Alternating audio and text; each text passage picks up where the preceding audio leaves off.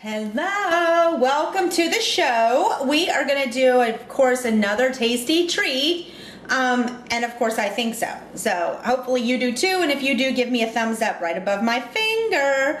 Or like the video because it makes me feel special.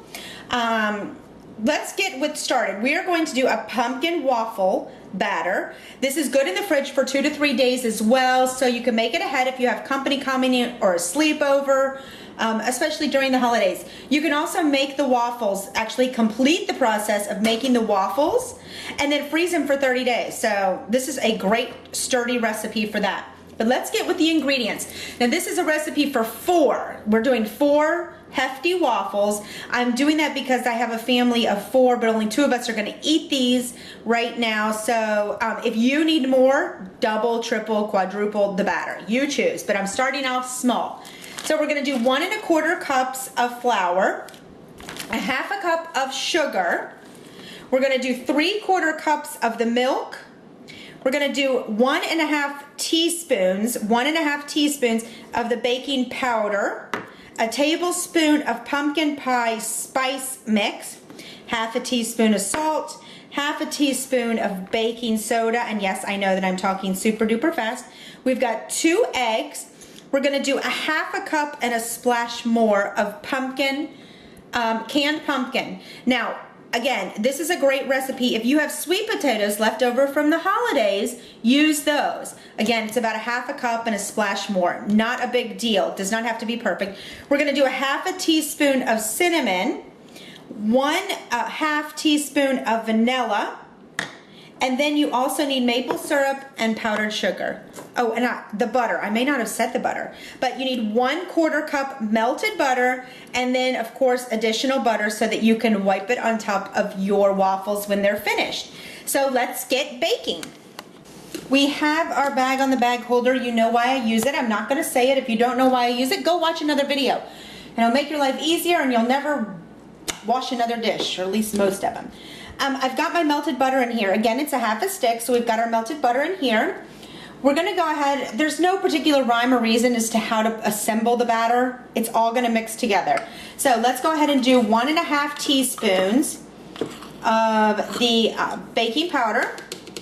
And I love being able to move things away.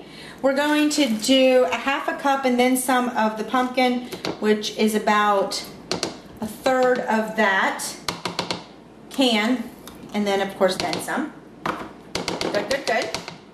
We are going to do 1/4 teaspoon of the baking soda. I can't measure and think. And 1/4 teaspoon of the cinnamon. Basically, as you can see, I just try to use whatever utensil I have. Let's get rid of all the ingredients. Same thing with the salt. Now, the salt I just sprinkle. I can't measure it. It's in a salt shaker. So sprinkle, sprinkle. Let's do 3/4 cups of the milk. Boop, boop, boop. Yum, yum, yum. I'm almost out of milk. I don't know how I'm going to eat my Raisin Bran for dinner. We've got 3/4 cups of that. Set this aside. I've got a little wax paper here. Give it a little splash. That was a 1/2 teaspoon, or I'm sorry, a teaspoon of vanilla. I can't remember if I measured it or not. So we're measuring it again. Now we're going to do a tablespoon. This has stuff on it. Let me shake that up. We're going to do about a tablespoon of pumpkin pie spice. If you like the flavor, add the whole thing. If you don't, minimize it. Do 2 teaspoons. Does not matter whatsoever. It's going to have a great flavor no matter what you do. Let me go ahead and crack these little eggs. Then I'm going to have to wash my hands though. So I'll have to leave you for a second. Again, you know I always work next to a kitchen sink, and I always have my trash can right next to me. Let me wash my hands. Now, while I just washed my hands and I started to clean up my mess, I kind of get sidetracked. I like to have everything neat and clean. We've got a 1/4 cup of the sugar.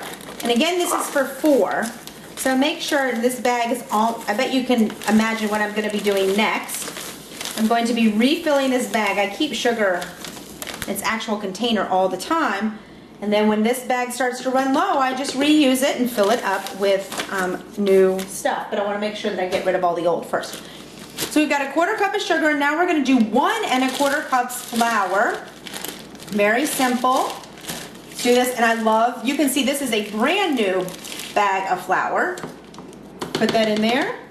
Throw it in the sink, and now we're going to fill this with a cup. Let's see here.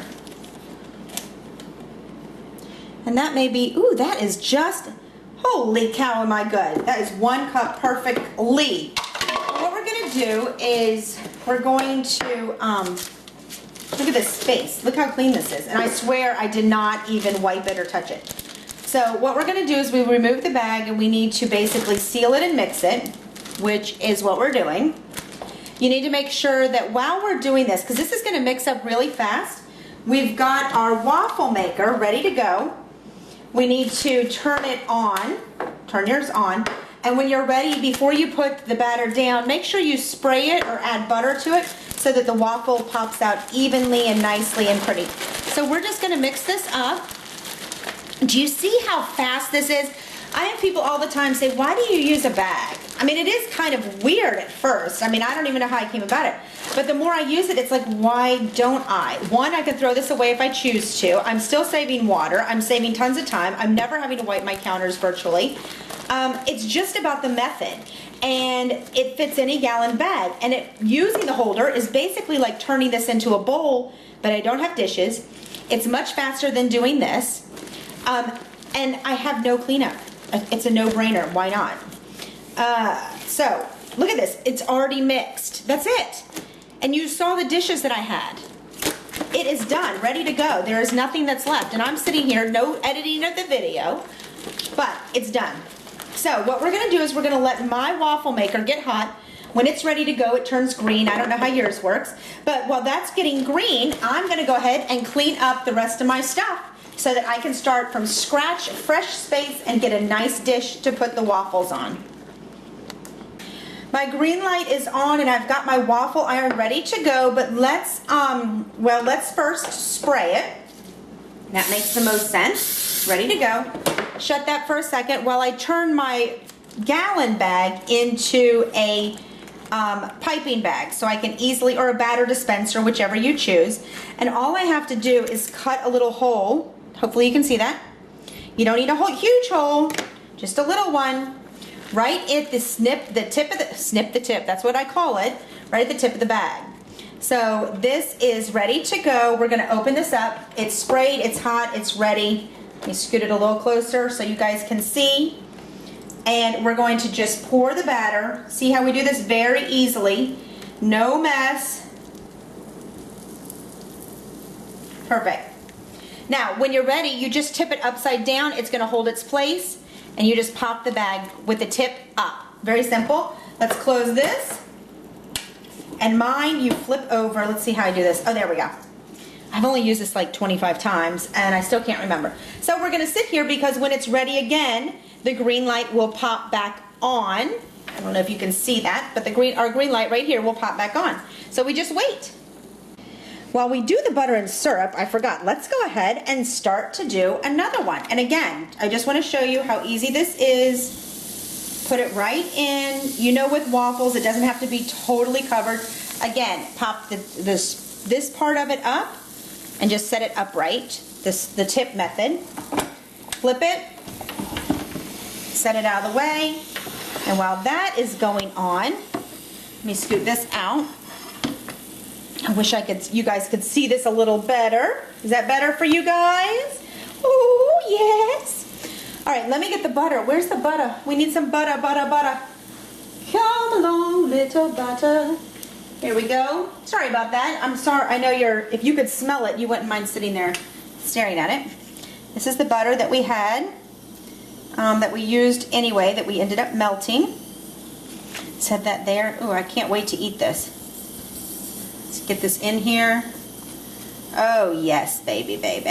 Oh, baby. Okay, tell me that doesn't look amazing. All right, let's just splurge. What the heck? Oh, I got to take the lid off. See, again, unedited TV, or videos. That's that.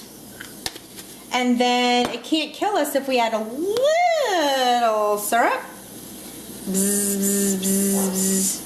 When you were a kid, did you try to get the syrup in every little hole in little space? I did. So that is our pumpkin spice waffle, which you can substitute, of course, with sweet potatoes, and we are cooking more. All right, I've got my fork. Let's take this off. Oh, it looks to die for. And the beauty is, it is coming apart, but that's great because it didn't stick to the pan. So those pieces I can easily whip back together. You'll never know the difference. Put them on a plate and tell me that that does not look like amazing. Let's put some butter and syrup. You can see it's beeping. It's time to go. I haven't opened it, so you and I get to view it together. But tell me that that does not look awesome. OMG. Let's see if I burn my hands doing this. Yeah, let's get a fork.